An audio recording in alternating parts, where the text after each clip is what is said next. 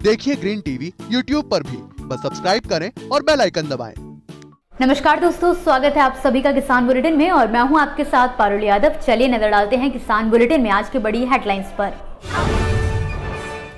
इस राज्य के कॉफी उत्पादकों को मिलेगा फायदा, जैविक तरीके से कॉफी की खेती करने पर जोर दे रही सरकार। हस्तचलित कृषि यंत्रों पर सरकार दे रही है 5,000 रुपए का अनुदान, लाभार्थी किसानों को मिलेगा ये लाभ। वित्त मंत्री द्वारा बजट से पहले रखी गई बैठक, किसानों ने रखी मंत्री के सामने ये मांगे।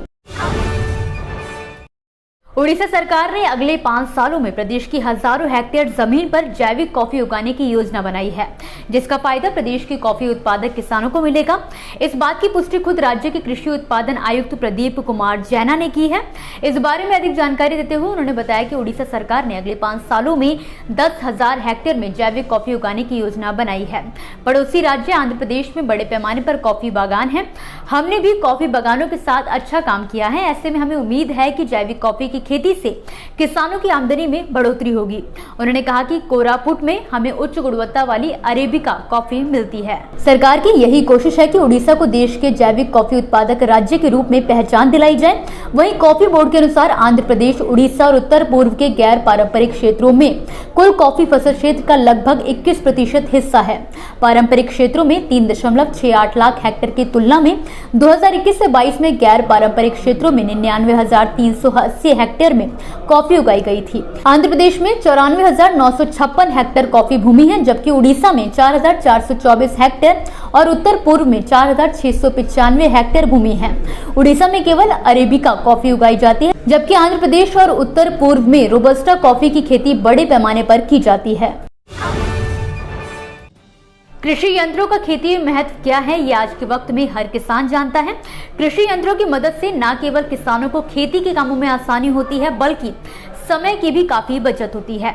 इसी बात को ध्यान में रखते हुए केंद्र व राज्य सरकारों द्वारा समय समय पर किसानों के लिए कृषि यंत्रों पर सब्सिडी का ऐलान किया जाता है। इसी कड़ी में राजस्थान सरकार द्वारा भी राज्य में राजस्थान कृषि श्रमिक संबल मिशन योजना की घोषणा की गई है। कृषि बजट 2022 से 23 में की गई घोषणा के अनुसार राज्य में साल 2022 से 23 में 2 लाख श्रमिकों को हस्तचलित कृषि यंत्र खरीदने के लिए 5,000 रुपए प्रति परिवार अनुदान दिए जाने की बात कही गई थी।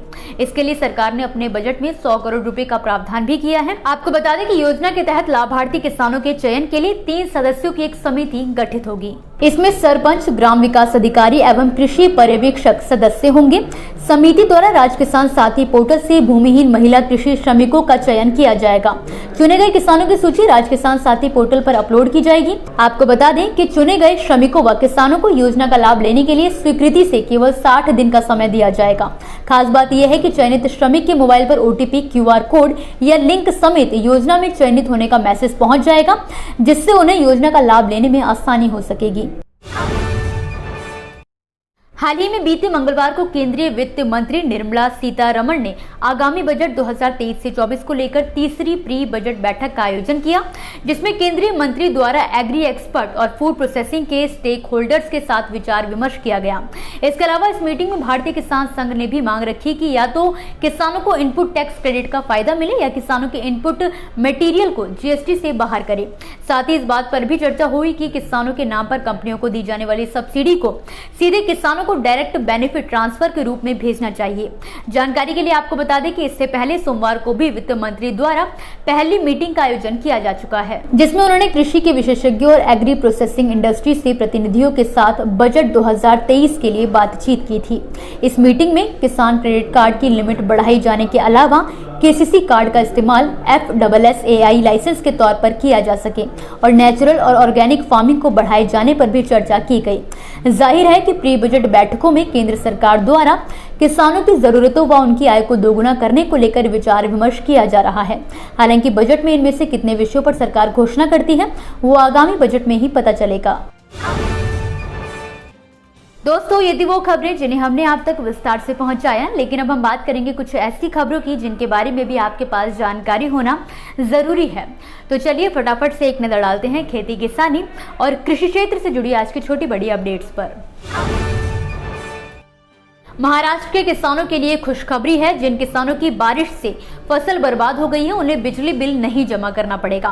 दरअसल उप मुख्यमंत्री देवेंद्र फडणवीस ने खुद इसकी पुष्टि करते हुए कहा है कि राज्य बिजली विभाग को निर्देश दिया गया है कि वो उन किसानों को बिल भरने के लिए मजबूर ना करे जिनकी पिछले 2 महीनों में ज्यादा बारिश के कारण फसल बर्बाद हो गई है। अभी हाल ही में सोमवार को पंजाब सरकार द्वारा एक अधिकारी को बयान जारी किया गया है जिसके अनुसार 200 मेगावाट क्षमता की सौर फोटोवोल्टिक परियोजना नहर के ऊपर और 100 मेगावाट क्षमता की परियोजना जल क्षेत्र में लगाई जाएगी। बयान के अनुसार पंजाब के नवीन एवं नवीकरणीय ऊर्जा स्रोत मंत्री अमन अरोड़ा की अध्यक्षता में हुई बैठक में निर्णय लिया गया है। अरोड़ा ने कहा कि नहर के ऊपर प्रस्तावित 200 मेगावाट क्षमता की सौर परियोजना चरणबद्ध तरीके से लगाई जाएगी। पहले चरण में 50 मेगावाट क्षमता की परियोजना लगाई जाएगी। परियोजना का क्रियान्वयन पंजाब ऊर्जा विकास एजेंसी बनाओ चलाओ और सौंप दो के आधार पर की जाएगी। मध्य प्रदेश के किसानों के लिए अच्छी खबर है। कृषि मंत्री कमल पटेल ने खाद और कृषि विभाग में भर्ती को लेकर बड़ा ऐलान किया है। कृषि मंत्री ने कहा है कि किसानों की व्यवहारिक समस्याओं को देखते हुए सरकार गांव में खाद उपलब्ध कराएगी। वहीं कृषि विभाग में 4,361 पदों पर भर्ती होंगी। खास बात यह है कि सरकार के इस फैसले के बाद किसानों को खाद के लिए लाइन में लगने की जरूरत नहीं पड़ेगी। गाँव में ही खाद का ट्रक पहुँचाया जाएगा।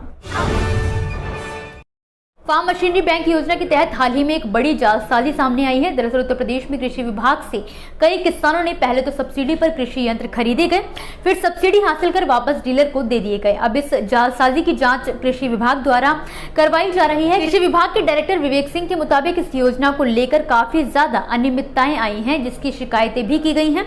ज्यादा शिकायतें बरेली, शाहजहांपुर, बुलंदशहर, बिजनौर, मुरादाबाद, रामपुर, लखीमपुर और संभल से सामने आई हैं। भारतीय किसान यूनियन के अध्यक्ष जगजीत सिंह डल्लेवाल ने मंगलवार को कहा कि पंजाब सरकार अगर चाहती है कि वो अपना अनशन समाप्त कर दे तो उसे किसानों की मांगों को स्वीकार कर लेना चाहिए। राष्ट्रीय राजमार्ग परियोजनाओं के लिए अधिग्रहित होने वाली किसानों की जमीन के लिए अधिक मुआवजे जैसी मांगों को लेकर डल्लेवाल शनिवार से आमरण अनशन पर बैठे हैं, जिसकी वजह से बीते दिन उनकी तबियत ज्यादा बिगड़ गई, जिससे किसानों में भी काफी रोष बढ़ गया है। इसी के साथ आज के किसान बुलेटिन की बड़ी खबरों में फिलहाल के लिए बस इतना ही। आप मुझे दीजिए इजाजत और देखते रहिए ग्रीन टीवी। नमस्कार।